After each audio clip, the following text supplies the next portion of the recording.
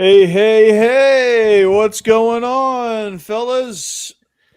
It is SEC After Dark. Welcome in. Hang it in the That's a way to bring that energy, Corey. That's the way to start it out. Hell yeah. Welcome Why don't you to start with a the yawn, buddy? show. Yeah, welcome to the show. It's time to get cranked up, ladies and gentlemen. No, it's SEC After Dark. Welcome in, guys. And you can't go straight to Macho Man then either. Now there has to be a middle ground. Never a middle ground. Not here. Oh yeah. I mean, look above me. I have to keep that energy. I'm a bone saw. Oh, sorry. Cream will rise to the top. Oh, yeah. So welcome in. It is SEC After Dark. Joining me is Steven Willis, Jeb Beecham, a peed off Bama fan, Hammer, and the boss man. You ready for now? He's at Misery Hollow if you want to look him up. Yeah, I'm at Misery Hollow. He is wallowing at Misery Hollow. So, which is like 10 miles west of Muscle Shoals. Probably. Yeah, somewhere there. Yeah. Oh my God, yeah. Congrats, Shep, on your second win in 20 years. I prefer to look at it as second in 3 years. I look at it second in 20. Hey, tomato. Yeah. Taylor DeBoer is making people tuck in their shirts now. So I think we've got this thing figured out. So before we let Jeb gloat a little bit and Pete off Bama fan tee off, we are presented by betonline.ag, your number one source for all your sports wagering needs. If you want to bet it, guess what? BetOnline has it. And they have all the latest odds and futures and whatever you want to bet. If you like to bet live games, whatever floats your boat. It's not just NBA as well. NBA is rocking and rolling. They also have MLB playoffs, NHL, and political props. So bet on me to win the election. Bet on me. All right. So head to the website today. Get on the action. Most trusted site for online wagering. Bet online. The game starts here. You're muted, boss man. Got it. We're back. Yeah. All right. He's back. Hey, we're back. You know what time it is? Yeah. It's time to get locked on pickles. Stewart's Cajun Dill Pickles, that is. They offer a wide variety of Cajun spice products like pickles, green beans, okra, even carrots and asparagus. Is a family-owned company located on the Gulf Coast of Mississippi. Stewart's Cajun Dill Pickles have been pleasing pickle lovers for over 20 years, and they have become the South's favorite pickles. These are truly the best pickles you'll ever have. Yeah. A strong dill flavor with a Cajun punch. No over sour taste. Trust us, we all know what's going on there.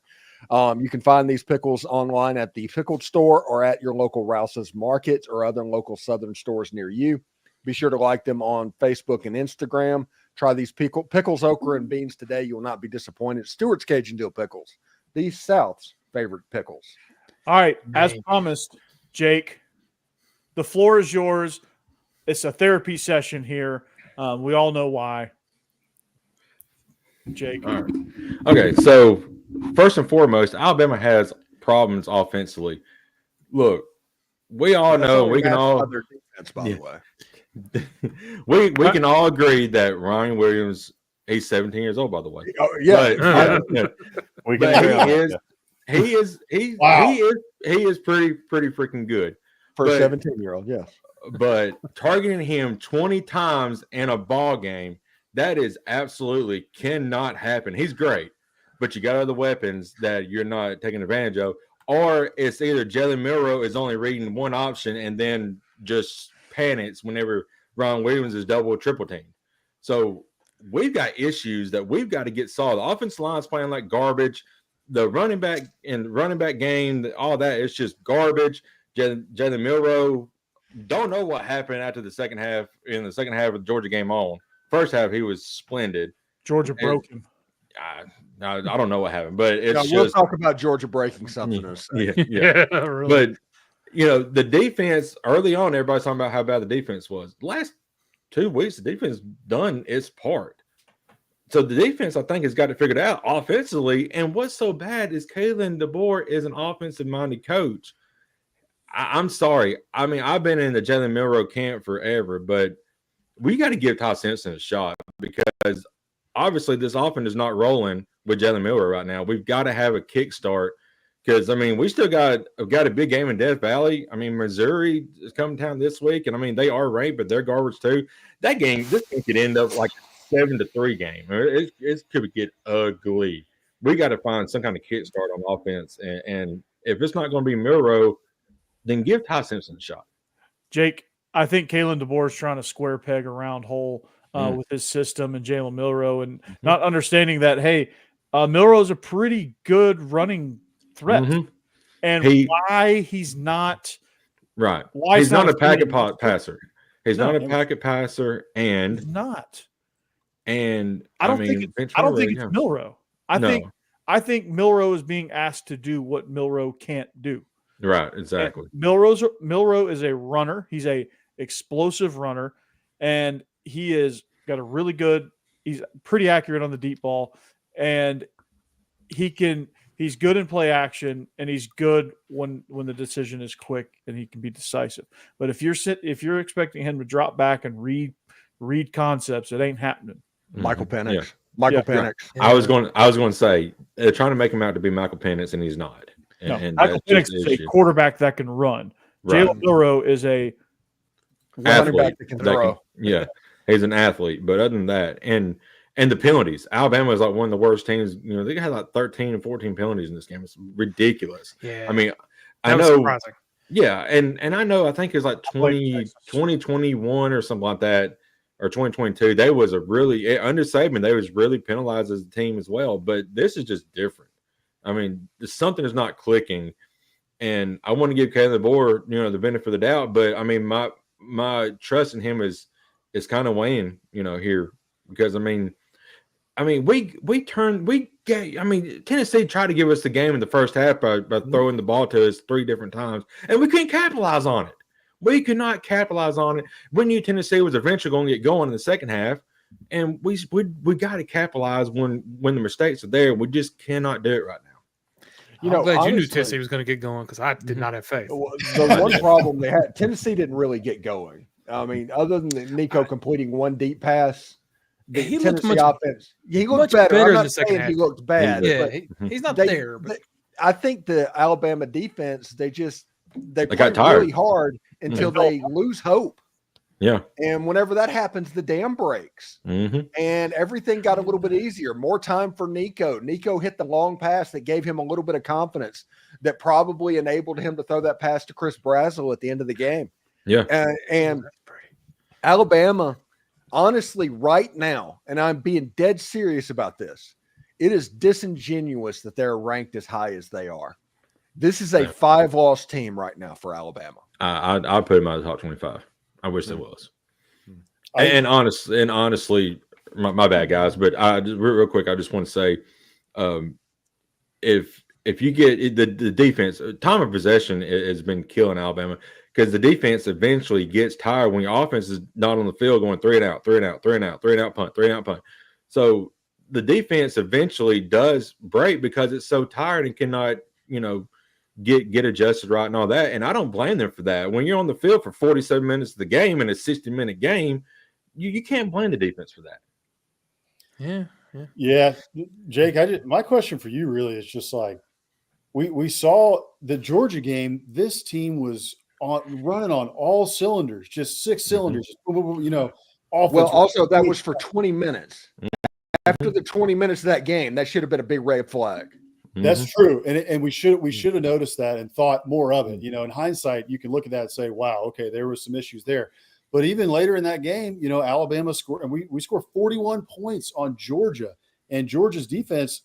Look what they just did against Texas. Like, Texas is a fantastic offense. We can talk a little bit about that game in a second, but that's just my question. Like, what is the difference? Is Alabama's offense just too predictable right now? Is it Jalen Milrow is just completely off? I mean, I think all of us are seeing everything on Twitter that's showing, hey, this play had 3 open receivers. He's overthrowing him. And he had 10, 15, 20 yards potentially he could have run with his legs.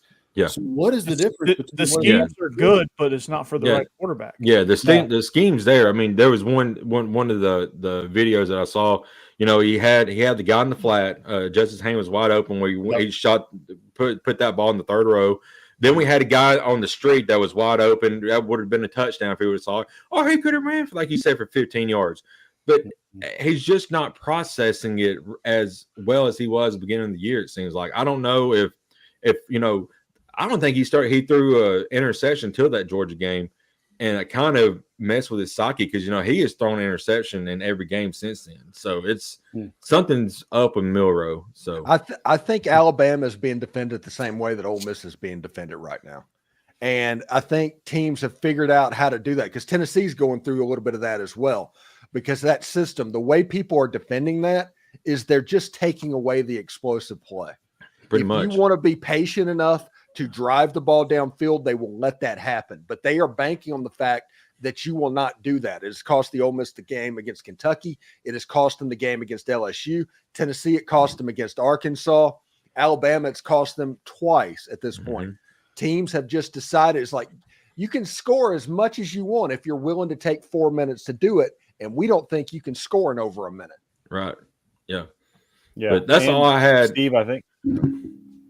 I was just going to say, I think the other similarity there is with Ole Miss, everybody game plans to stop Trey Harris. It hasn't worked very well, but that's what they're trying to do. Same with Bama, because you said, Jake, that's the only guy that Milroe throws to. So everybody, since that Georgia game especially, maybe Georgia was caught off guard, but since then, everybody knows, cover this guy, have a safety over top, and even with that, Milroe's still going to try to force feed him the ball. So we can leave other guys open because he's not looking their way. Right. Somewhere in the second quarter, I was yelling at the screen. There's only one receiver. Just cover him. Why are y'all spreading out so much? I didn't understand it, but I don't know. Both these teams had a lot. Were having those kind of issues with getting going. I mean, Nico missed at least 2, maybe 3 easy touchdowns. Yeah, easily. Yeah, he should have had because he just couldn't hit his targets either. There's some issues there, but with Nico, he's still a redshirt freshman. I'm not as harsh about what happened with him. Milroe's been in the system 4 years. Yeah, with Alabama, it looked different. He's been in this system for less than a year. Yeah, but still last year. And that's the thing. I'm not a big knowledge person. I love watching football. Never played, never coached. So I don't know what the disconnect is, but it does look like there is a difference. Like what you were saying, Corey, there's something between Kalen DeBoer and his players that's just not clicking right now. Yep. Is what it looks like to me. I agree with what Rick and Bonnie said right there. Alabama will get booed if we go 3 and out immediately in the start of the game. Listen, the play that in that Tennessee game that nobody is talking about. Tennessee or Alabama got down into the red zone to like the 7-yard line, like the first time they got down there. I think it was the interception possession. And the first play of that series, everybody knew it was going to be a Jalen Milroe sweep. And the linebackers just sprinted out at a 45-degree angle and tackled him for a 5-yard loss. Yep. Because that is how predictable it is at the moment. You've got Justice Haynes. You've got Jam Miller. You got Jalen Milroe. Honestly, you should probably be going 21 personnel, 22 personnel, and just running some options, some old-time football. And I understand what that is, but those running backs are talented enough to do it. You have a quarterback that is the most athletic running quarterback in the entire SEC, but they're insisting on throwing the ball to somebody that won't be able to vote potentially in this election. Because in case anybody doesn't know, he's only 17. Wait. He's 17? Yeah. That's new to me. Yeah, it's like John Rice Plumlee plays piano and Josh Dobbs builds rocket ships. Oh, the astronaut. And Joe Milton just runs the ball. Yeah, and Matthew Stafford played Little League with like Clayton Kershaw or something. Yeah. Clayton Kershaw, yeah. And Tebow is okay. So here's the thing. You have to understand, you have to give looks, right? You can get in those personnel groups, but if you're predictable in your formations and in your tendencies and in your situational tendencies, it ain't going to work. Yeah. And I'm about to jump into the bizarro world here because I'm about to use Vandy as an example of why Alabama should be better. This is totally a bizarro world, but the reason why Vandy beat Alabama and the reason why they went on the road and beat Kentucky and the reason why they're actually good this year is because they present a million different looks to the defense, but they run the same like 3 plays out of those looks, and the defense is always caught off guard because they're not sure. And every defensive coordinator knows there's not a single receiver on Vandy's team that would scare Brentwood Academy. And they move the ball, and they're patient too. So maybe Alabama can take a lesson from that as far as being patient situationally, understanding what you have and playing to that, and understanding, hey, we may have to change our philosophy a little bit. We may need to be a little bit more patient. We may need to drive the ball instead of trying to launch bombs to Ryan Williams. Those will come in due time. If anybody wants to see some football pornography and they're interested in that, do not search that, Jeb. But Vandy's third down rate, they're completing like 52% of their third downs. That's impressive.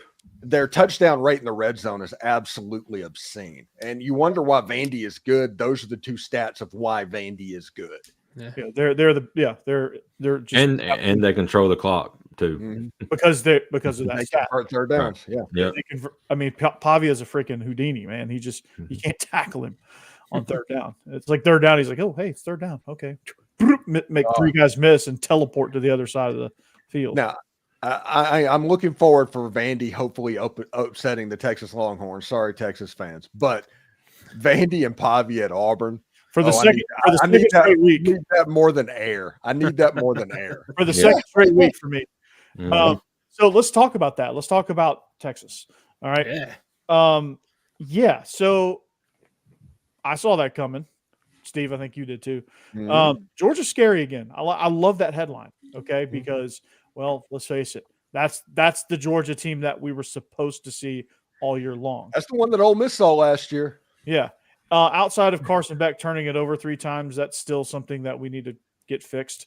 But they were able to overcome that. And unfortunately, Jalen Walker and Michael Williams aren't the story of this game and how much havoc they wreaked. It is how terrible the officiating. Completely bogey move. Wait, what are you talking about? It was bogey move. That's still the most amazing thing I've ever seen. Changing a call because fans' response. Yeah. Why didn't it happen in Tennessee and Ole Miss game? Yeah.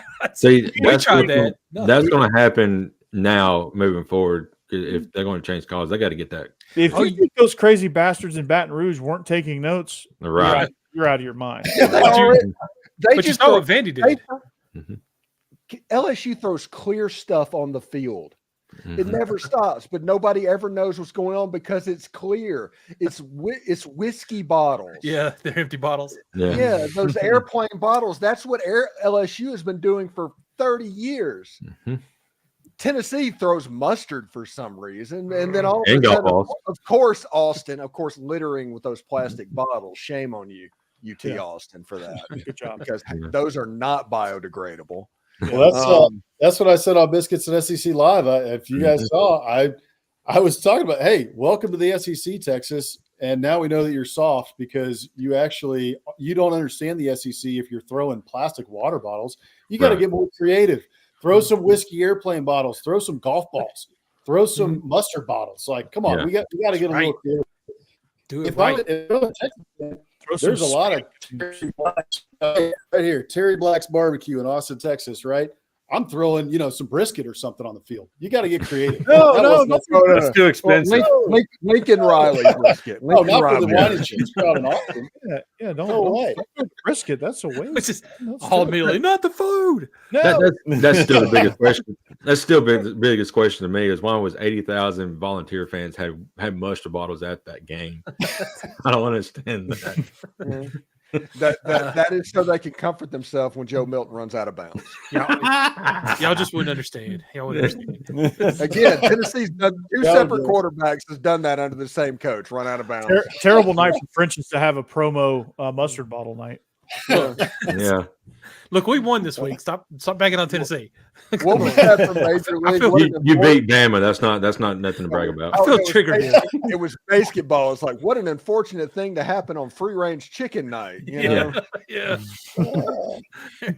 There's a reference I didn't think I'd ever hear. Yeah. Great movie though. Yeah. How about some of those pictures though from that, like Kirby's kid holding up the phone, Kirby after the game, just like the blank stare on his face when the lights are out behind him in the final score. I mean, he just looks like Darth Vader, just like we came to eat. Listen, nice. We've been warning Texas ever since they accepted an invite to go into the SEC. And they're like, oh, we're going to be fine. It's great. Look, we're a really good team. We were in the playoff. And it's like, okay, that's fine. You don't understand. You don't get it. Yeah. Because they obviously didn't know because of how surprised they were whenever Georgia came in and completely shut down their offense for a half. And they're like, hey, we scored 15 points in the second half.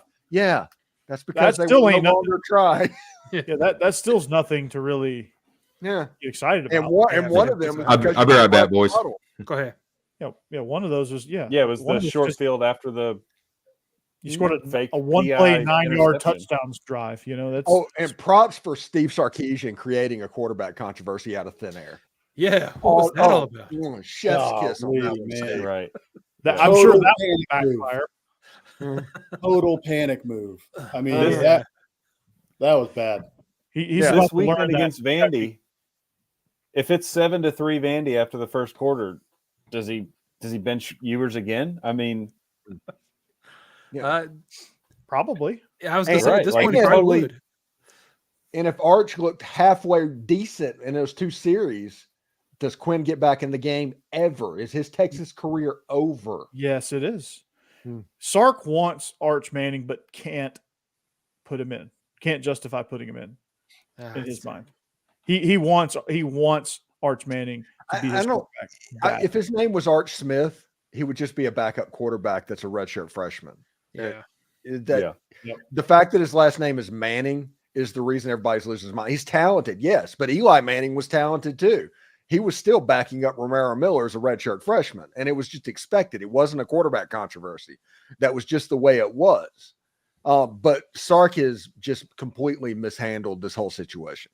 I think he's in essence ruined Quinn Ewers. Like Quinn Ewers can't throw an incomplete pass without looking over going, is Arch warming up?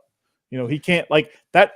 Put that type of pressure on a quarterback that hasn't earned that type of pressure is not fair. Think about what Hugh Freeze did with Hank Bachmeier, how he ruined him. Yeah, that's true too. Yeah, it's like Auburn's putting on a clinic in how to ruin quarterbacks right now. I don't know why anybody that would go to Auburn. Yeah, I don't think Hugh Freeze is going to last past. November. Oh, my new favorite stat. Last year they were doing the Jimbo Fisher and Kevin Sumlin, the record side by side. Hugh Freeze has to win next week to have the same record that Brian Harsin had the day he was fired. Oh my God. It's ugly on the plains. Dude, I'm a big Kentucky fan this week because the hilarity that's going to ensue if Kentucky rolls them. Yeah, especially if they find a way to lose. That game's going to be hard to watch. Oh, that game's going to be awful. That's going to be El Assico. Yeah. Think about what you saw from Oklahoma the last 2 weeks with Michael Hawkins at quarterback, and then think that Michael Hawkins went into Jordan-Hare Stadium and won. Yeah. Just let that simmer for a second. Yeah. Hold on. It's bad too when I think it was On 3 or somebody came up, but it was Hugh Freeze. It was a quote from Hugh Freeze. What did he say today? Something about like, I'm not messing around anymore. I'm going back. Yeah. Now I'm really serious. Yeah, now I'm getting serious. I'm going to have to, what does that mean? Like you're going to yell at guys in practice again? Okay, Hugh, good luck. We're 2-5. I'm done messing around. All right, listen up. Done. Yeah, now is the time that we're going to figure it out. Listen up. I'm cutting off all your hookers until you win a game. It reminds me of a funny old movie, though. I've not yet begun to fight. Well, now's a great time to start. They maybe should have put a rider in his contract for that. Maybe he'd win. I mean, he was winning when that was going on. Maybe he'd win at Auburn if he had the burner phone. I tell you what, Hugh Freeze has done more off of 2 victories against Alabama than anything else. Yeah. Yeah, I was looking about that. Everybody ignores the losses at Ole Miss. The only person that did more off of it was Kevin Sumlin, who got 1 victory against Alabama. What about Gus Bus? Gus Bus is he got 3. I will now defend Gus Bus forever because if Gus Bus was at Auburn would not be 2-5 or whatever. Yeah. Right now, it just would. No, they would not. Agreed. Gus Bus was like a perfect fit for them. Mm. Yeah. He would go out and find his latest Nick Marshall, and do his thing. Because Gus Bus, he knew what he wanted to do, and he did it. And it's boom or bust, but he did it. He lived and died by his identity. Everybody, just a second. The greatest Fansville commercial in the world is on right now, and that is Quinn Ewers talking about not needing a backup. Oh, yeah. Don't call back up. Don't call back up. We don't need backup. I don't care if he has sweet hair and a famous last name. I thought you were kidding, Steve. It is actually on. Yeah, it really is. I thought you were just like making a very timely, really good joke. Yeah. It is actually on TV. So, going completely off topic for a second. Did you guys see those FIU uniforms? Oh, loved them. Loved them. Not. FIU's football team is garbage. They are. Because I didn't bother watching that. Huh? That stadium was everything I Stadium. expected Pitbull Stadium to be. Oh, Miami Vice, man, those are sweet. Oh, those were they just need to embrace that. Yeah. Yeah, They the whole just- Vice U, the end zones were fantastic. You know how much of a boost in recruiting if that became their primary uniform? 100%. Yeah, but the problem is they are either them or Louisiana Monroe are the poorest school in Division One. They probably are, but they get a couple of kids that they wouldn't normally get because hey, those uniforms are pretty freaking sweet. Mhm. But yeah, there's not. They're not going to win any conference anytime soon. But Their quarterback was awful, next level awful. I've seen high school quarterbacks that were better than that, and I'm not even talking about guys that were going to be recruited, just dudes. just high school dudes that are going to go majoring in accounting and Yeah. run their dad's firm. Oh, I saw a great tweet today about DJ Uyunglele. Said Nailed that DJ has opted out this year to focus on his CDL license. Oh, jeez. You know what's funny is during their game, he is absolutely just stinking up the joint, and then they play a commercial with him in it. It's a Cheez-It commercial or Dr. Pepper, one of those. You're just like, oh no. Hey, by the way, Dead Messenger here. He agrees. Texas fans shaming us for not recycling, yet they're chunking water bottles on the field. Yes. Leaving Perfect. cheerleaders have to clean up their mess. Yeah, it's like That's Austin. right. You had, be consistent with your branding. Be who you are. I will let you be who you are, but you've got to be consistent with it. All right, Mr. Yeah. Ref. You're not going to call that. You're just not. gonna Bogey call it. move. All right, bogey move. Don't mess with Texas. Totally bogey or we will move. throw water bottles. Totally bogey move, man. All right. Yeah, like I said, Tennessee at least threw mustard, and got somebody in the crowd hit Lane Kiffin with a golf ball. Mm-hmm. He caught threw one, a didn't he? golf ball. Well, it was on the ground. It hit him. And then he picked it up. Yeah, And he went and picked it up, and then he autographed it, and he auctioned it off to Ole Miss fans after that's that. awesome. That is great. That is very Lane Kiffin. So, Yeah, that sounds like Lane Kiffin. Mm. well, so LSU A&M boys, what's happening here? Hammer, kick us off. Why don't you? Yeah, go ahead. The two A&M people in Yeah. the house. Aggies. Sure. Man, I think from the A&M side, you just have to wonder what Connor Wigman you're going to get, because he's been, especially this year, just total Jekyll and Hyde. Terrible against Notre Dame. Then he gets hurt. Then he comes back and looks great against Missouri. And last week against Mississippi State, it was just kind of bleh. He threw 2 bad interceptions. Got a 10-point win, but I don't think the game he just played against Mississippi State beats LSU. He needs to be better. He needs to not turn the ball over. So that, and just, is this LSU defense that we've seen the last 2 weeks actually who they are moving forward, and we can just expect that from them? Or did they just find LSU and Arkansas at the right time? Because coming into the year, the first couple of weeks, I thought LSU's defense stunk, and they did stink. In the last 2 weeks, all of a sudden, they don't stink, and they're actually pretty damn good. I mean, holding Arkansas to 10 points or whatever, it's pretty good. Holding Ole Miss to 20-something. I know there's a lot of Steven, you could go down a list of errors that Kiffin and that offense made, but the LSU defense made more plays against Ole Miss than I thought they would. So very interested to see how the LSU defense looks and what A&M can do to attack them, especially if Weigman comes out looking, not very good. What can A&M do then? How do they adjust, Yep. Yeah. Two other things I'm looking. Broke him. Who's that? I think Oz the mentalist broke him. Oh my gosh, Yeah, that I was wanted the to point weirdest. that I'm out. like, he's like speaking a different language. Well, I'm like, how do you talk like that? Yeah. Two other things I'm watching in this game. I said it last week about Quinn Ewers versus the Georgia secondary. Same thing with this week in a different game, Connor Weigman versus the LSU secondary. LSU secondary has been its Achilles heel, at least early in the year. They've gotten really gashed on the back end a lot, but they've seemed to have tightened that up a lot in the last 3 weeks. So as Hank alluded to, with LSU's defense, is this who they are going forward? Is Blake Baker's system starting to take hold? Have they figured a couple things out without Harold Perkins? They're looking a lot better, getting a little more pressure. So which Connor Weigman do we get against this LSU secondary? Are they able to hit plays like they were able to against Missouri? And then the other thing from the A&M side I'm watching is the defensive line. This defensive line is one of the best in the SEC, and the LSU offensive line is pretty solid. So are they able to get pressure on Garrett Nussmeier? Are they able to get him off schedule? Are they able to bottle up this LSU running game, which has found a little bit of their stride in the past couple of weeks? And then finally, from the A&M side, I would just hit on the running game. Le'Veon Moss is a dog.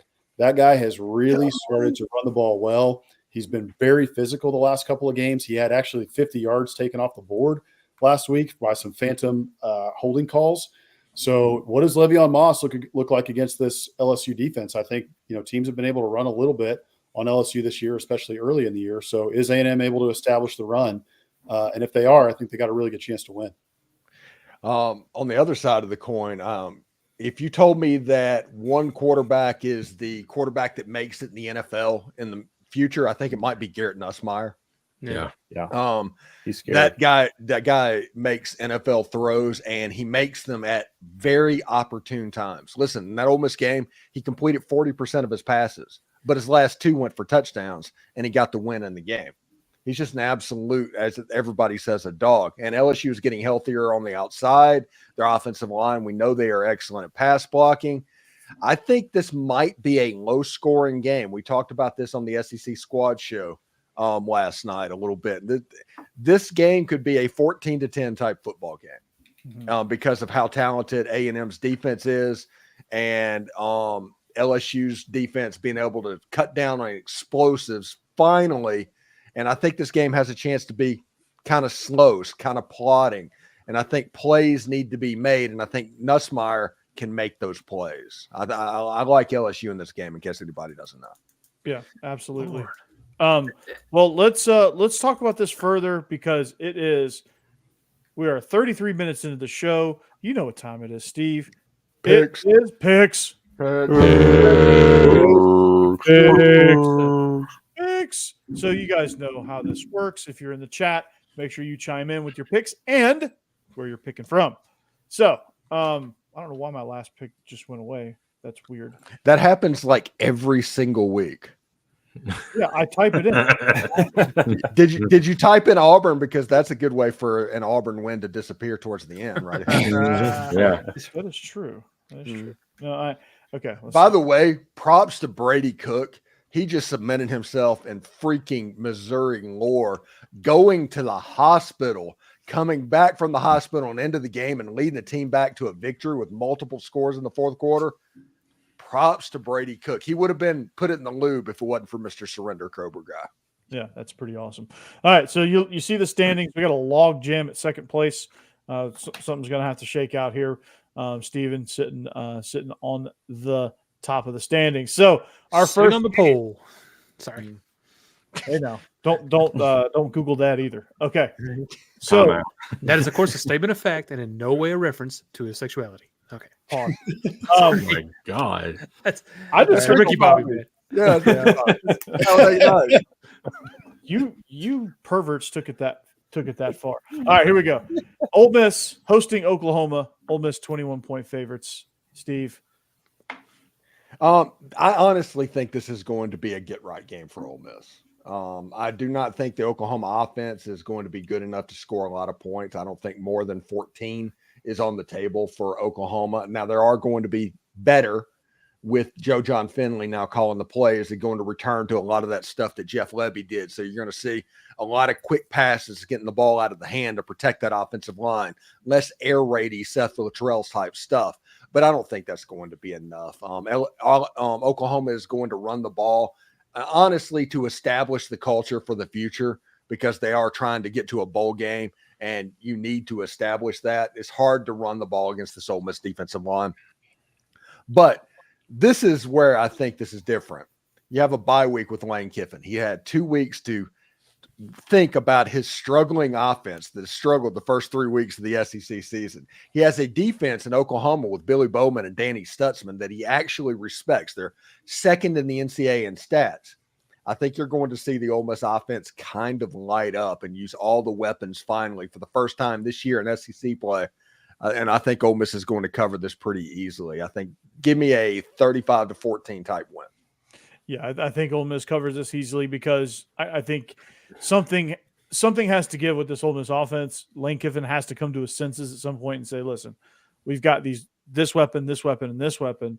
Let's use them. Let's utilize this portion of the field and that portion of the field. Yeah. That'll help out Trey Harris too.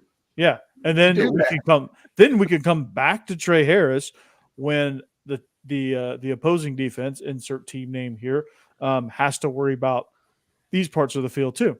So I think they do that. I think they get back to kind of what they're good at. And I think Ole Miss essentially can name their number. Oklahoma's reeling right now, and they're going to take advantage. Jeb?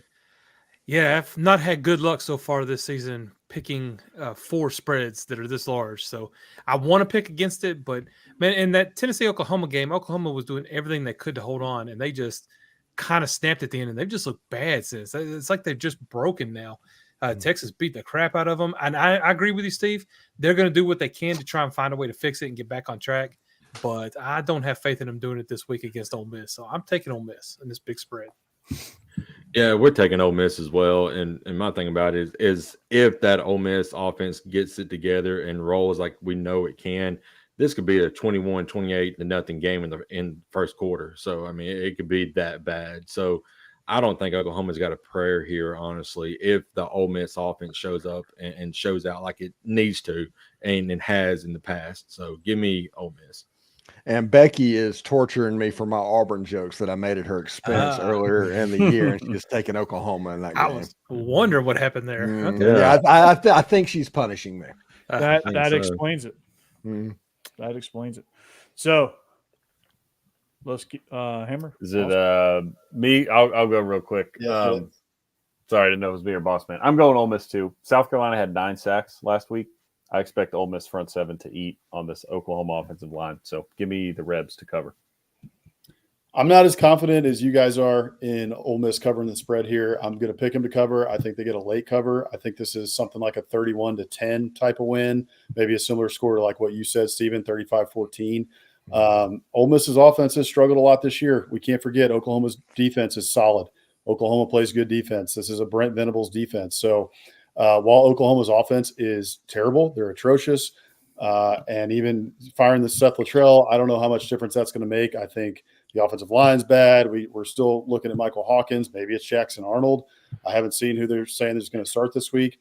I don't think Oklahoma has a prayer to win this game, but I do think it could be close. As we've seen this year with the SEC, these large spreads, teams are having a tough time covering those. So I'm a little bit shaky picking Ole Miss to cover this one, but I'm going to take them to win, and I'll take them to cover. How many years has Brent Venables been at Oklahoma now? 3? 3. This is third year, I think. You think his seat's starting to get a little hot now since his seat's going to be red hot. If he's firing a coordinator mid-season, that's what I'm thinking. He's not doing that because he's comfortable. Yeah, I agree. It's hot, and if you guys I think saw, they're going to miss a bowl too. Yeah, they may not make a bowl. If you guys saw the pictures on Twitter of Gaylord Family Memorial Stadium in late third quarter, early fourth quarter, that place was almost empty. So if you can't be selling tickets for this team, I think he'll get a pass this year because of the schedule. But his seat is definitely going to be warm. Now, remember, though, he did sign a big extension. His buyout right now is like $44 million. So that's prohibitive. But That's nothing. I mean, some booster will come through. Yeah, like, come on. And their wagon is just tipping over too much right now, too. So That's right. That's They can't even get the wagon right. I know, yeah. You know, whenever we all talked about in the preseason that Texas and Oklahoma, they better get ready for the SEC, everybody was like, I think it's surprising that Oklahoma is the ones like, yeah, we'll be fine. It's all going to be good. And they're the ones that just kind of disregarded everything is surprising to me. Texas is kind of did what they had to do. They're still, like I said, they're not there yet, as they found out on Saturday night. But Oklahoma is, man, there's a lot of 100s in their offensive line stats right now. It ain't pretty. Yeah. No. It ain't pretty. I'll tell you what also is not pretty was a game we'll talk about later on. But Arkansas -7 at Mississippi State. That's going to be an ugly game too.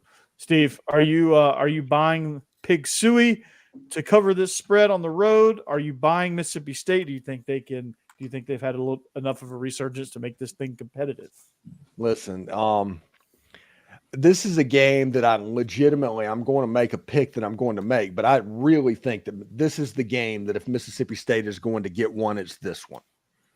And it's because that offense is clicking. I like Van Buren as a quarterback. It's at home. There's a whole lot of stuff in Mississippi State's favor. The other side is Mississippi State's defense is about one of the worst ones I've ever seen. Yeah. It's pretty terrible. They're pretty much 16th overall with a bullet. And Bobby Petrino has been stewing after scoring 10 points against LSU. And I imagine Taylor Green and those guys are going to get to go. Now, Jaquindon Jackson, the running back, out. So it's going to be a freshman workload. So, but I'm going to take the Arkansas Razorbacks thinking that Petrino is kind of going to get right. Yeah. So when Van Buren took office, he didn't really do much as a president. I think Steve would know. Yeah, Steve would know. I think he finally realized his talent as a quarterback. So that's good. And they're rolling pretty good offensively, but I just don't think they're going to be able to score enough to keep up with Arkansas because you're right. Their defense is abysmal, and that's being kind. And I think Arkansas is going to get right a little bit, and they're going to have a whale of a game, and they're going to get back on track. And I don't know what that means for down the road next week and beyond, but they're at least going to get this one and feel good about it until next week. So give me Pig Suey. It is hard to constantly lose 45-31 games. Yeah. That is a tough pill to swallow. Mm-hmm. You know, I'm going to kind of go with Steve's logic, but go the opposite direction with it. I feel like Mississippi State's offense has gotten a lot better. They keep improving every week. They're much better than when they started. Yeah, their defense is not good, but Arkansas is not a good team either right now. And they've had their issues. And like you said, their starting running back is out. And I feel like, again, like we said, Steve, I think this is the game Mississippi State needs if they don't want to go winless in the SEC because they're not going to win any of their others. So I think this will be the game they finally show up for and have a good enough game to at least cover, maybe win. I think it's going to be a real close one either way. So I'm going with Mississippi State to cover. Yeah, we're taking Arkansas here, but I mean Mississippi State. We talked about last week, and I made comment that Jeff Lebby's building something down there at Mississippi State. He's just got to get his guys in, and Van Buren looks like you said. It looks like he's the guy for him at quarterback, but he don't really have any weapons outside of that right now. But listen, Jacob, you're talking about getting his guys in. Mississippi State is the Kenny McCormick of the Southeastern Conference. That's true. Yeah, that is true. Oh my God. They killed me. Hey, this is the 7-point spread. I feel like Arkansas can win this by 10 points. So I'm taking Arkansas here, and Cassidy is too. Yeah, Becky's taking Arkansas. By the way, Becky would make a comment that any Arkansas women's team that is doing well, they deserve all the credit in the world because their coaches actively have to recruit girls to go be Lady Hogs. Oh, yeah, that's nice. Yeah. Not touching it. I'm just gonna laugh. That's all. Jeb, I'm rolling with you. I'll take Mississippi State here. I think kind of what all y'all said, right? Van Buren seems like he's got something. And look, Mississippi State covered the last couple of weeks, covered against Georgia, covered against A&M. I think them being at home, Arkansas likes to turn the ball over. So I'll take the Bulldogs to cover the 7-point spread. Yeah, hammer nailed what I was going to talk about, turnovers. Mississippi State got a lot of hate here just over the last couple of minutes on their defense, and their defense isn't good. I'm not saying they are, but they got two really nice interceptions against A&M last week. Arkansas loves to turn the ball over. They've been turning the ball over all season long. The only time they didn't was against Tennessee, and they got the win. I am expecting them to revert back to the mean. I'm expecting a couple turnovers from Arkansas, and I really like what they got with Michael Van Buren. I think he's somebody that Jeff Lebby can build a program around and can get guys to want to come play for Mississippi State because of him. So I do think that Arkansas wins this game, but I expect Mississippi State to cover. I don't love it. I feel a little bit shaky about that too. But the fact that it's in Starkville makes me think that Mississippi State can cover in this game. Those cowbells. Yeah, if this was one where the spread was a little bigger, I'd feel good about picking Mississippi State. But. And I don't know how much Levy is going to be able to build, because I have to imagine that Miami and Florida State and any program with a significant amount of money is in Van Buren's ear already. That's Yes. true. We'll see what happens. And hopefully they're not, hopefully they're SEC enough to not be a farm system. So Missouri at Alabama. Jake, this one, I'll let you get to it here in just a second. But Steve, Missouri is 13.5-point road dogs in Tuscaloosa. I don't know if Missouri is going to win outright, but if South Carolina can be within that number, Missouri absolutely can. Missouri is probably a better team than South Carolina at the moment. Their defense is pretty good. They don't give up explosive plays. If you do not give up explosive plays against Alabama, you're going to be in the game. And then let the kind of defensive line work to try and stop those running backs and that. So I like Missouri in this game, maybe not to win the game outright, but to keep it within 10 points. Yeah, I think Missouri, they're flat too. Bama, we talked about their issues and their woes, and I think Missouri has some similar things. And yeah, Bama's going to have to contend with Theo Weiss and Luther Burden, and they're going to try to contain Noel. But they might have to deal with Drew Pine, which that's a dude that wasn't ready to play a week ago against Auburn. Yeah. And so for that reason, I think a one-legged Brady Cook or a Drew Pine is not good enough to go to Tuscaloosa to beat Alabama, much less cover. So I'm gonna take Roll Tide in this scenario. Even if Brady Cook was healthy, I might still take Bama, but in this scenario, for sure, I think it's Bama. Yeah, I actually kind of agree. What was going on with Jalen Milroe in that offense was pretty bad against Tennessee. But you have to remember, Tennessee is one of the best defenses in the SEC right now, too.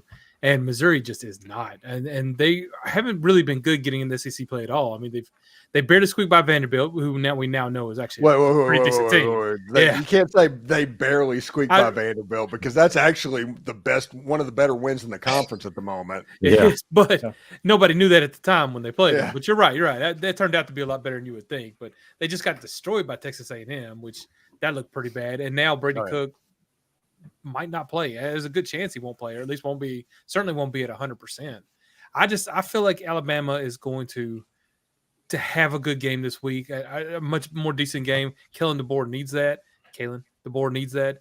And I really think that they will at least make Alabama feel better for now. We'll see when they head to, like LSU or somebody like that, how they're doing. But I think Alabama covers this one this week.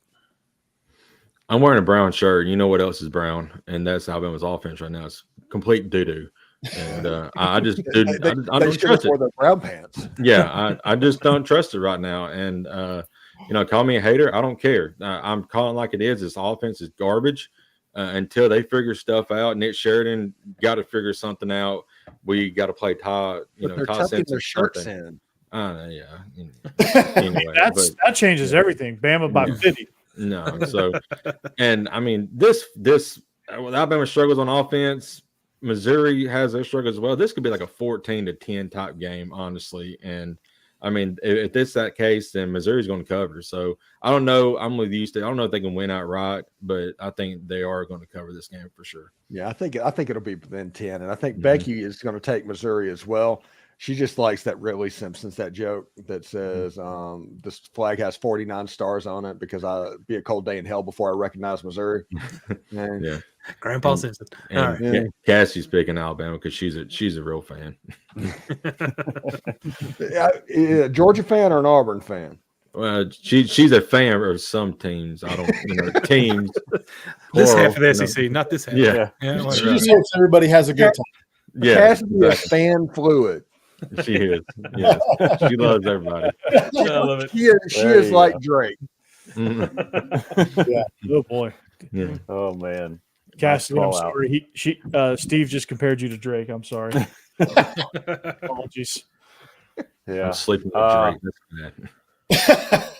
bad. Did Kennesaw I'll, State just get a stop on fourth down? Yeah.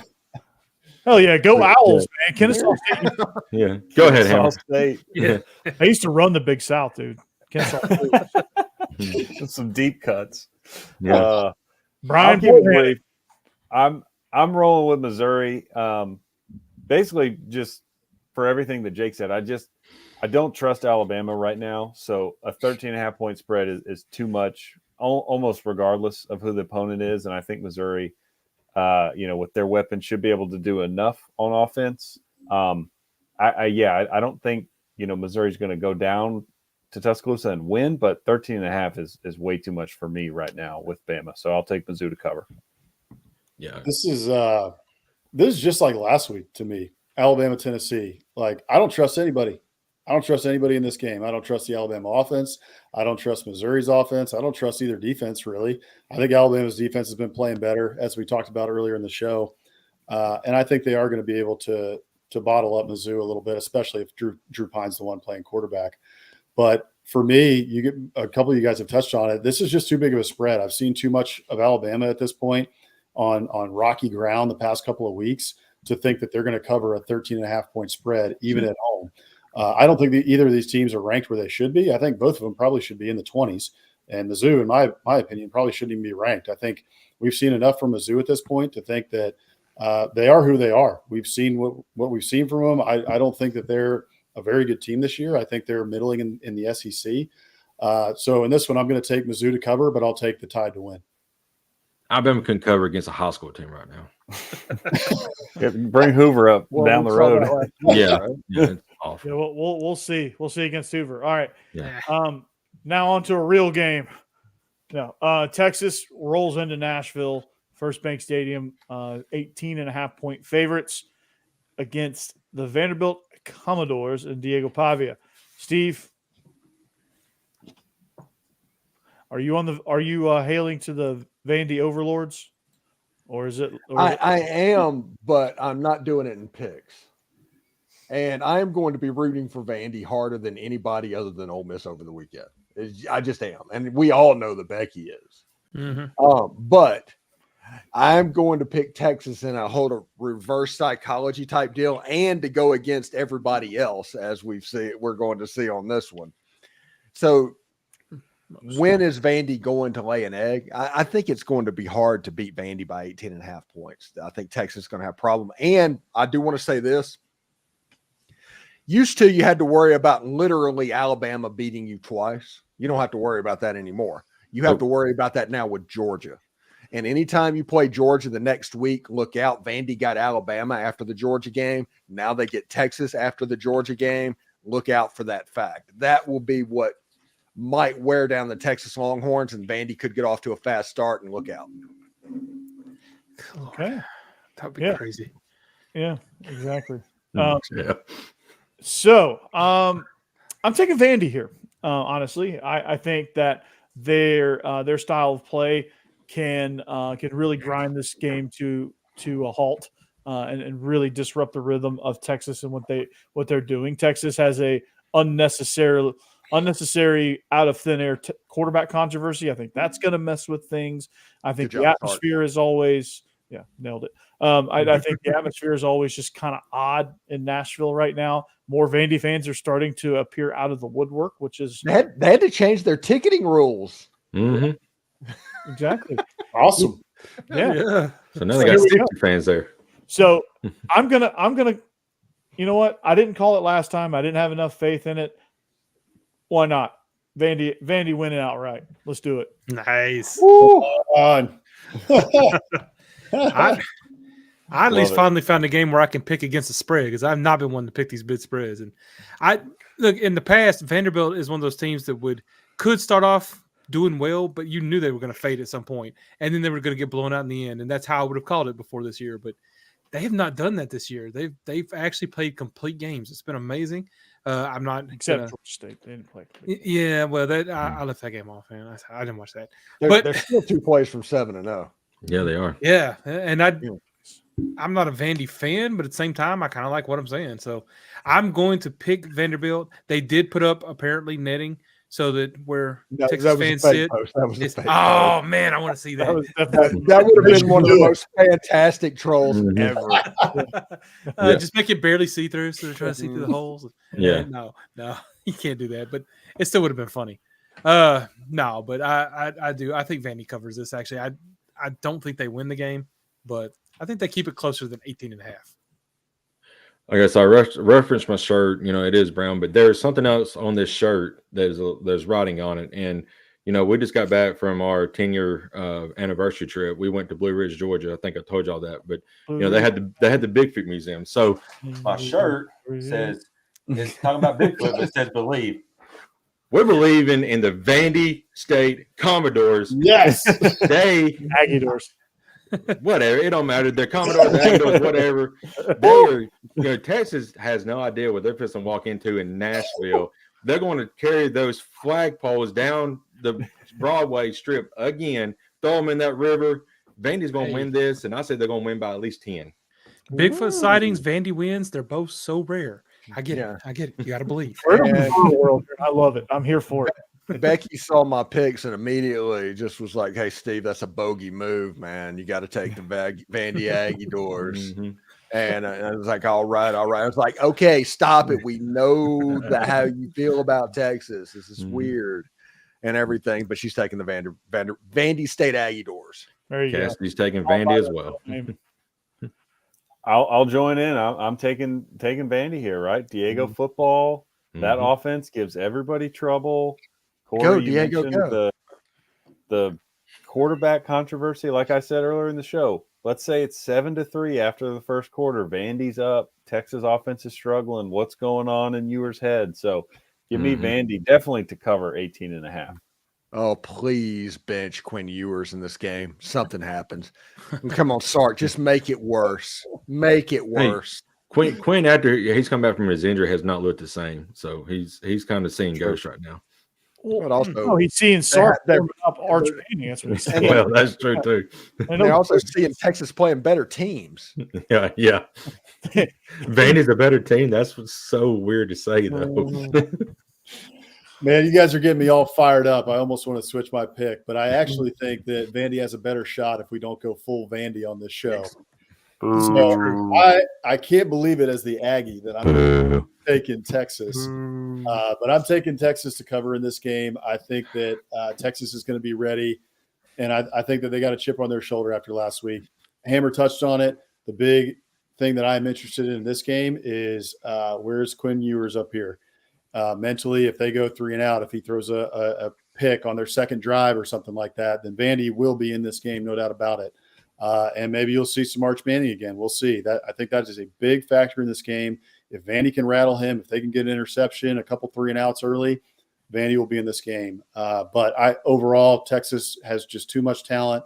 I don't think that they're on the level of Alabama right now in terms of having issues with their offense, having issues with their team. So I think they're going to get right in this game. And maybe Sark this week will post another positive quote on his Instagram that will be carry them into next week, because this last one was pretty ridiculous, like a middle school girl. So I'm taking Texas. So boss man, his horns up. All right. Horns here, I guess. Yeah. We know where Kennesaw just kicked the field goal. Kennesaw just went up with 10 with 4 minutes to go. This is where the boss man is. Yeah. I'll never put them up, but just there. I have jumped off. I jumped off the Vandy bandwagon, early in the season when we lost to Georgia State. I am back on it. I'm driving it. I'm totally off the Alabama bandwagon. Let's go.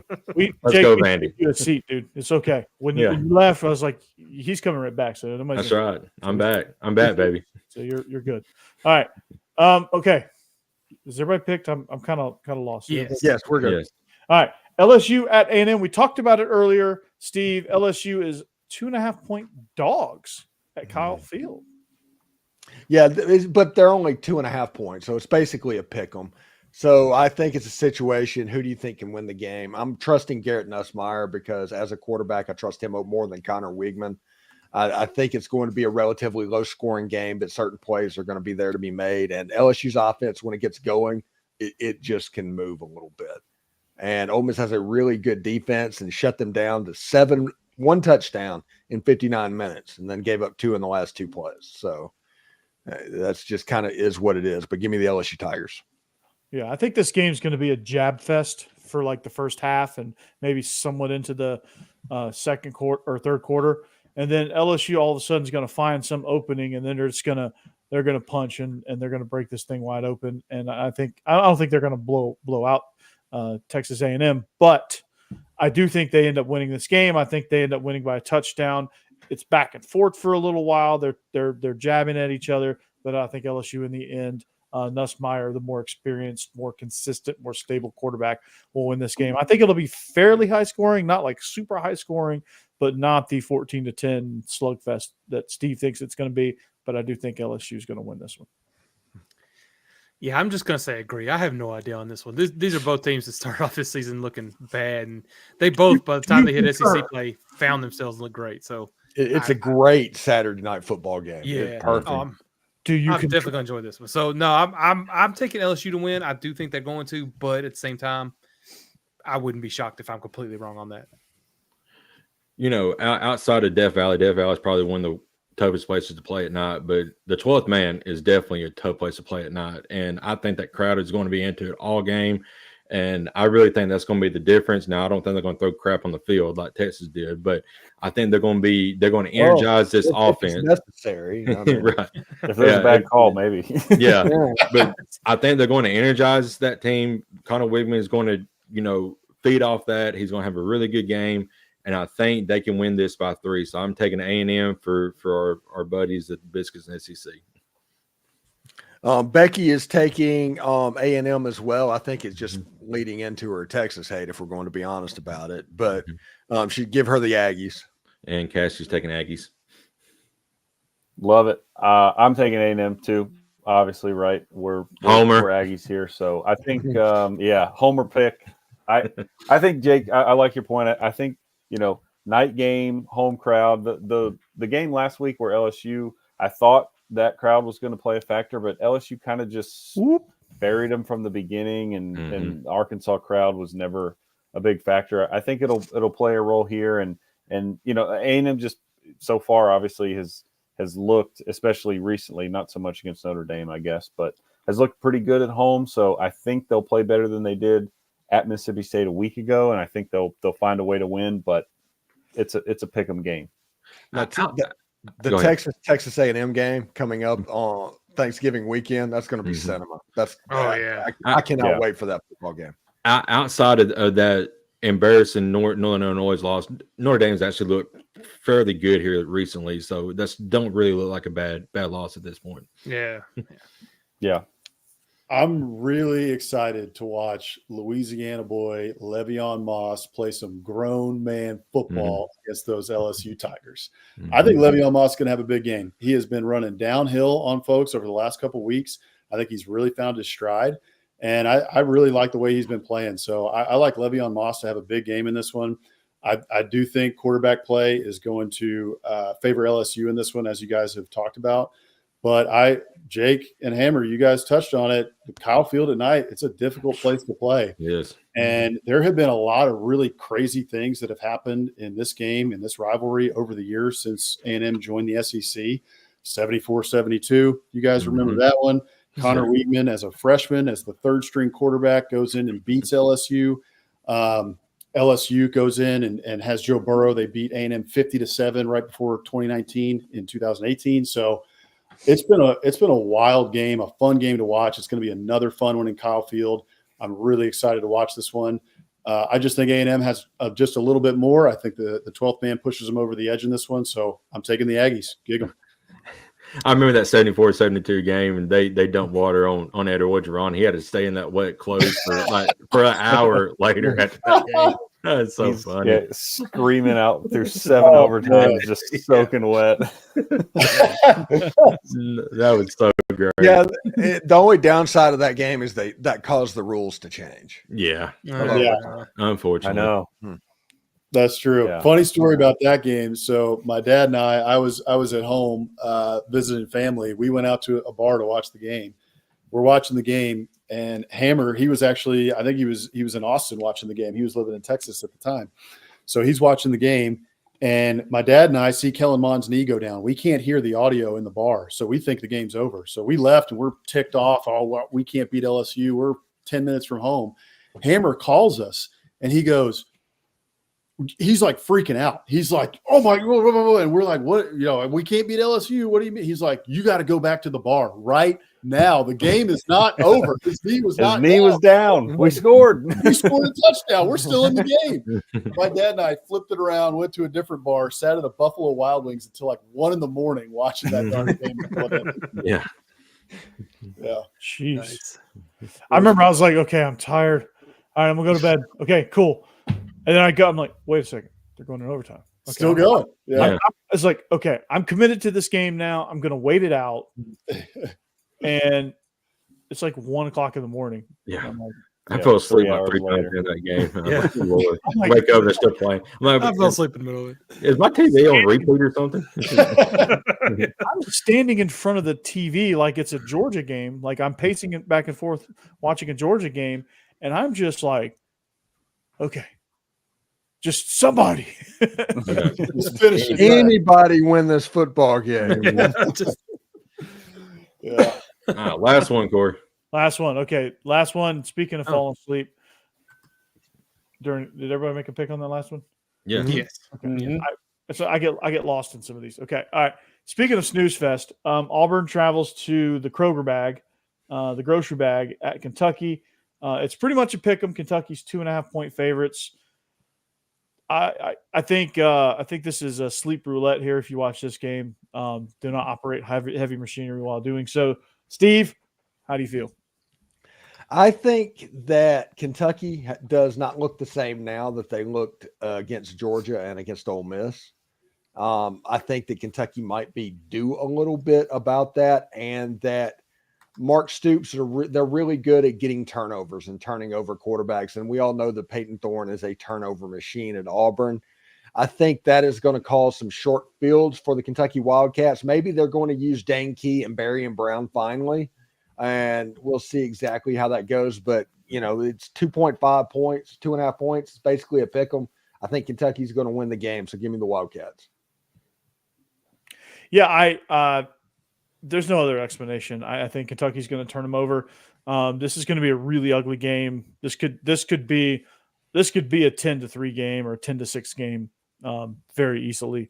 But give me the Wildcats at home to beat Auburn. Yeah, I have to kind of agree. Auburn kind of has the same reasoning that Mississippi State did earlier. This is pretty much their only chance at an SEC win. So I know they're going to come out and be playing hard, but I just don't have any faith in them at all. And Kentucky looks like a decent team. I think Kentucky ends up winning this, so I'm taking them. The next Auburn quarterback, Caden Salter, just threw a touchdown pass to pull within Did he hit 3. a touchdown? And I'm so sad when we had to get rid of him. We're taking Kentucky, and honestly, it's going to be a snooze fest, like everybody said. And this game is about which offense do you trust more. And I mean, both of them has been terrible, but I think right now I trust the playmakers on Kentucky's team to make a play more than I do Peyton Thorne and some of those playmakers. And honestly, Hammer, Bossman, you guys said it last week on your show, and we said it on here last week as well. Auburn's got to utilize Jalaquez Hunt a lot more than what they do. And if they do in this game, then he may have a big game and actually win this game for him. But they've got to use him a lot more than only getting 13, 14 touches a game. Becky is taking the Kentucky Wildcats in this game. Yep. I'm taking Kentucky too. This one very well might be the like second coming of the Frank Beamer meme where it's 0-0 into regulation and he's pumping his fist because neither one of these offenses is good. This is a coin flip for me. It's a home game for Kentucky, so I'm picking them, but I don't feel good about either team at the moment. Both of these coaches need a win though, bad, desperately. Yeah, big time. Well, Hugh Freeze just got serious, so Mark Stoops is the top 10 paid coach. I'm picking Auburn because Hugh Freeze just got serious. He just realized 2 years in that he has to get serious. He's got to start yelling at people. So I'm taking Auburn. I'm going against the grain here. Not so fast, my friend. Ode to Lee Corso. I picked Auburn last week to take down Missouri, and they had them up until 43 seconds left in the fourth quarter. So Auburn has been right there in a lot of these games, and I'm not saying Auburn's good. No, they're not good, but I just don't like Kentucky at all right now. I don't think they've got anything. I think their offense is not good. Their defense is decent. I understand that, but I think Auburn matches up well with this Kentucky team. So I'm going to take Auburn to win this one to get their first SEC win. It's like you guys talked about, like you alluded to, Jeb. This might be their only chance to get a win. So I'm going to take Auburn to get a win here.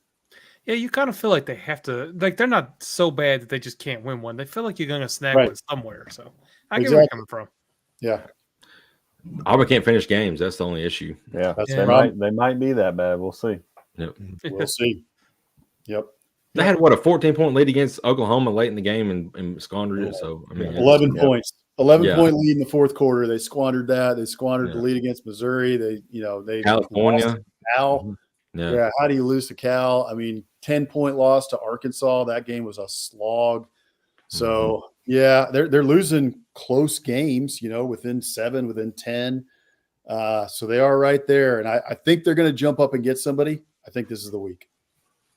Yeah, I can see that. All right. Zach Blackerby of Locked on Auburn needs to feel happy. Yeah, he does. It's joy in life. Yeah. It's been a painful road for him this year. For the last 2 Not years. just this year. It's been like 5 years. Yeah. The other SEC hosts are definitely not making this gentle either. Yeah. They should have got rid of Miles on. No, They're not. Or Harsin. What you wish for. Yeah. But hey, they're doing great in recruiting, but they can't win on the field. And by the way, everybody that's watching the show, my debut on ABC Memphis, ABC 24 Plus is at the 24/4 Sports Show will be tomorrow at about 3:00 Central Time. So tune in for that. Nice. Excellent. Congratulations. Steve is rolling in the studio in an Elvis suit. So good stuff. So he's gonna. Steve is never mind. I had a joke in my head and I'm so tired I forgot what I was gonna say. Everybody's done their picks, Corey, so you can take us out. Yeah. All right, 2 minutes. Okay. Well, I hope you guys enjoyed what you saw, what you heard. SEC After Dark, we are on every single Wednesday. If you're new here, like, subscribe, tell a friend, bring a friend next time, and join in on the chat. It's the most fun show of the week, and where we all join forces and come together and talk football and make fun of things. So it's a fun ride. And if you're not on that new show, Biscuits and SEC Live with our two Biscuits and SEC guys, Boss Man and Hammer. That's a new show on this channel, so you should definitely get involved in that too as well. Let's prop them up. They've had a newsletter for 7 kajillion years. They've turned it into a podcast now. And it's really good. So if you're missing it, you are truly missing it. So Steven Willis, I think you heard him. He just got a TV deal with ABC 24, and I think he hit his 20 millionth subscriber. So that's good. And he is the king of Ole Miss football podcasting, or Ole Miss podcasting in general. The new Mr. Beast, Steven Willis. Yeah. Mr. Willis, what you talking about? Yeah, I'm sure he never hears that joke. Jeb is right now. He's just a dude. He's at Olin Mills. He's at Olin Mills right now, About to take some sweet graduation portraits, but How long? How long you you should be there? home next week, right? Yeah. Your normal set next week, right? No, I got one more week here. Okay. And so November 4th, I'll drop off. So November 6th show, I think. I'll Okay. be looking back forward in- to it, Jeb. Yeah. And but by the time we hear about that movie, I can't wait. All right. Yes. Depressed Bama fan, I Talk Live, Jake Thomas does a phenomenal job there with that. And you can catch me at Locked On Vandy, at Believe in Dogs. And I used to cover both ends of the spectrum. Now one's more in the middle, and Georgia's back on the top now. So with that, we are SEC After Dark, presented by betonline.ag and Stewart's Cajun Dill Pickles. And we will see you back here next week. Boss Man and Hammer as well. Glad you guys could join us. Like I said, your show is amazing. If you're missing it, you're truly missing it. Peace out. Go Dogs. Anchor down. Horns down. Hotty toddy. Go Vols. Gig 'em. Dig 'em. Whoop. Enjoy the weekend. Not joining in this time, huh?